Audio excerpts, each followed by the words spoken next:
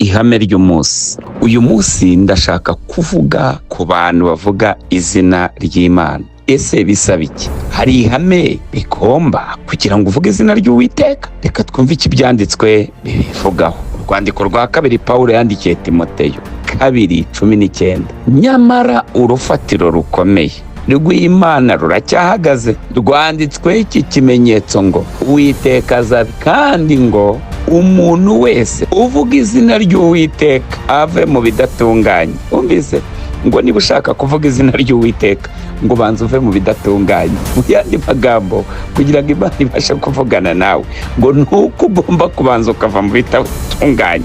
Mu yandi magambo, ntabwo uri bumaze gukora ibibi nurangiza ngo uvuge izina ry'Uwiteka. Oya, ngo urabanza witandukanye n'ibidatunganye ngo ubone kwemererwa kuvuga izina ry'Uwiteka. Niko Bibiliya yivuze. Mu yandi magambo, ntuzajya wumva ngo amahame ni ukumenya ngo mu banyamategeko, ku bantu bize droit, bo barakubwira ngo ingingo iyi ni ihanwa ni nuko. Rero icyo ashatse kukubwira ni iki? Bibiliya yo ni amahame, ubwami bw'Imana ni amahame. Nubasha gukurikiriza inyigisho, ubuzima bwe buzahinduka uburere. Niba ushaka kuvuga izina ry'Uwiteka ngo banza uve mu bidatunganye ngo ubundi Imana yiteguye kuvugana nawe. Hari ibyifuzo bimwe ufite ushaka gusengera ngo ariko ngo banza uve mu bidatunganye ngo kugira ngo ubashe kuvugana n'Imana. Data, mu izina rya Yesu, sengera uno munsi umuntu wese wari uhagaze ahantu hadakwiye kugira ngo umuhagarike ahantu hakwiye. Urakoze kubikoreye kuyubahisha, ni mu izina rya Yesu, amen.